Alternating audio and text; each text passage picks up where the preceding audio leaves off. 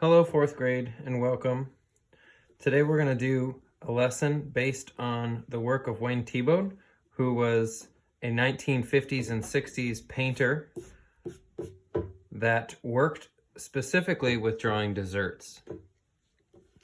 We're going to be drawing a piece of cake in the style of Wayne Thiebaud, and we need to remember that he focused on the geometric shape of desserts. So working with triangles and squares and rectangles and finding those shapes within desserts. So a slice of cake or a piece of cake has been cut from a circle and it's really shaped more like a triangle or a piece of pie. So on your paper, you're going to start by drawing a diagonal line that goes down to the left. If you notice, I'm just to the left of the center of my paper. After I've done that, I'm going to work with two longer lines that go diagonal the other way. And it's okay if your hand is a little bit shaky and it's not perfect, because after all, it's a piece of cake and none of them are perfectly triangular.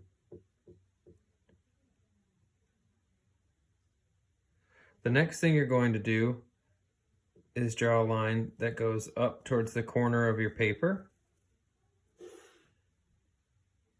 And then starting here, you're going to make a line that is the exact same and runs parallel to this line.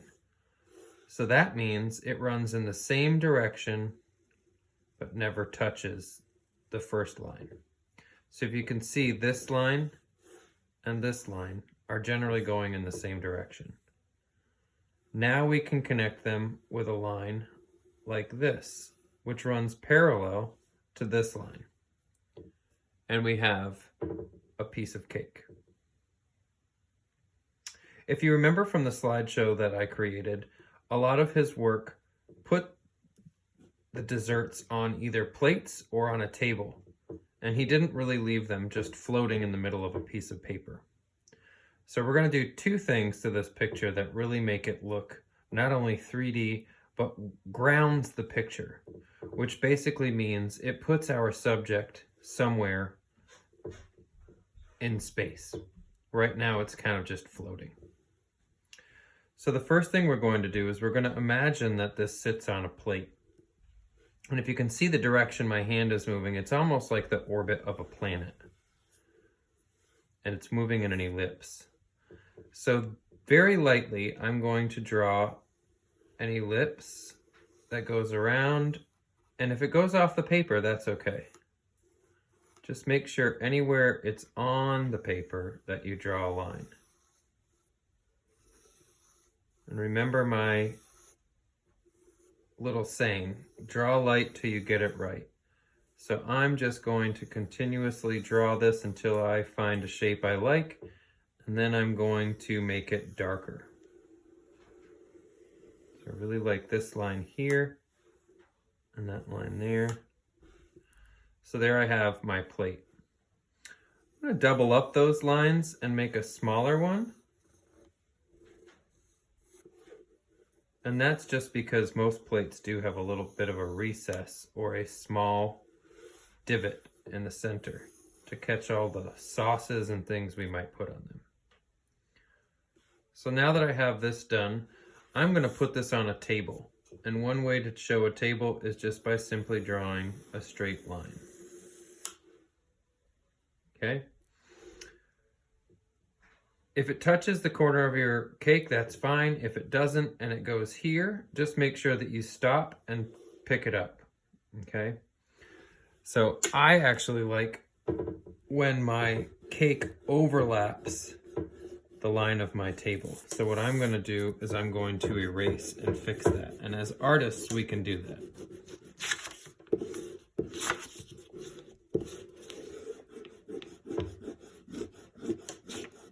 Okay, don't worry too much if the line can't be erased.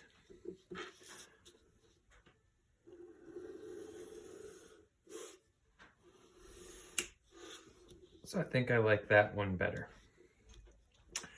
Lastly, we're going to, now that we have the shape of our cake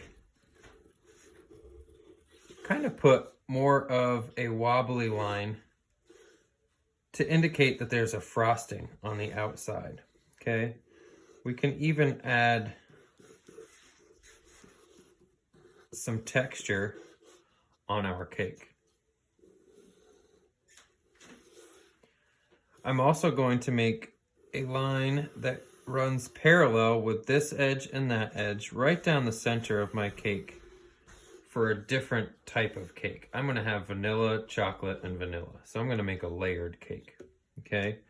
If you wanna just make all vanilla, go for it. If you wanna make all chocolate, you can do that too.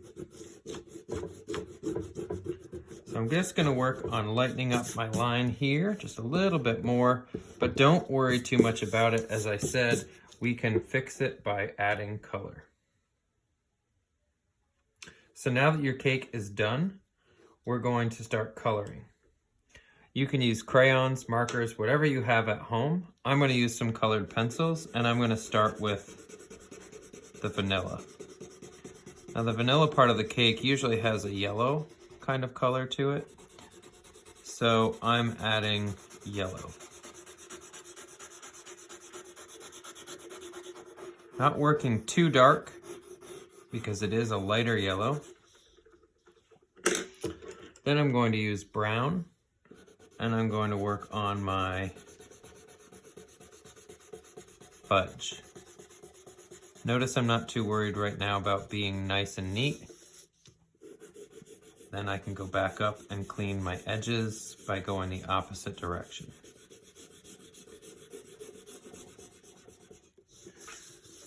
Okay. For your frosting, you can use any color. If you want to make it more vibrant, maybe it's a blue frosting, maybe it's a red frosting. I think I'm going to go with just some more chocolate because I'm a big chocolate fan. So the first thing I'm going to do is go over my texture really, really heavily. You can see I'm just going over the lines, making them nice and dark. And now I'm going to go and fill the background in lightly.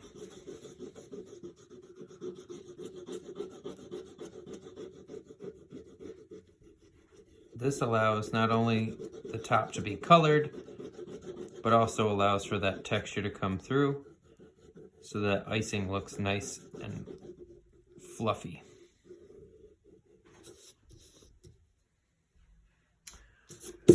Your table, your plate, and your background can be any color that you'd like. So just because I'm using a certain set of colors does not mean that you need to follow my example. I'm going to go around my cake first and along the line to give myself a little bit of wiggle room so that way when I get a little bit crazy with filling in, I don't go outside my lines. And that's a little trick I like to show all my students. Once you have it blocked off, you can then start to fill in the background. And I like to hold my crayon sideways, so if you're using crayons, this is a really good way to fill in the background to start. And then of course, you can continue on and fill it in a little bit darker. Notice how it's much darker along the line for the table. And so what I'm going to do is start to darken it the rest of the way. But I think instead of just leaving it blue, I'm going to switch colors. I like to find a color that's somewhat close to blue in the color wheel. So I think I'm going to choose purple. And I'm going to go right over the lighter part of my blue. And you can see those colors start to mix. Wayne Thiebaud used to use a lot of very bright colors, and so I encourage you to use the same, but obviously something that you're happy with.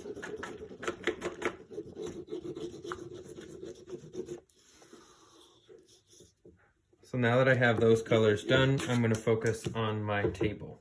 I think I'm going to keep my plate white because a lot of the dishes I've seen, especially in Wayne Thiebaud's work, have been white. But one thing he does like to include is a shadow. And so what I'm going to do is go along this edge with a black crayon and then go a little bit further out, working with a little bit less pressure. This is an optional thing, but it definitely adds to the plate. And if you notice, his work usually includes a shadow because things that have 3 dimensions, when hit by light, produce a shadow. Now I'm going to color the table, and I think I'm going to make it red. So working very quickly, I'm just going to fill in the background.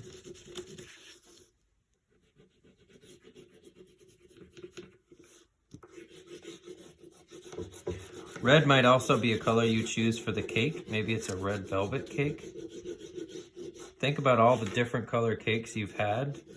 I'm sure you've all celebrated a birthday or some kind of celebration where cake is involved.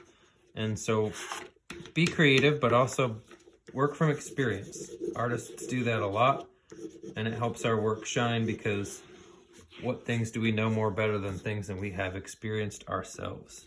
All right. So now that I have it all done, I'm going to go and just put a little bit of pencil along my plate and smudge it. And there you have a cake inspired by Wayne Thiebaud. I hope you guys enjoyed this. I cannot wait to see what creations you have made. Don't forget to submit your work so I can see it and also grade you for participating.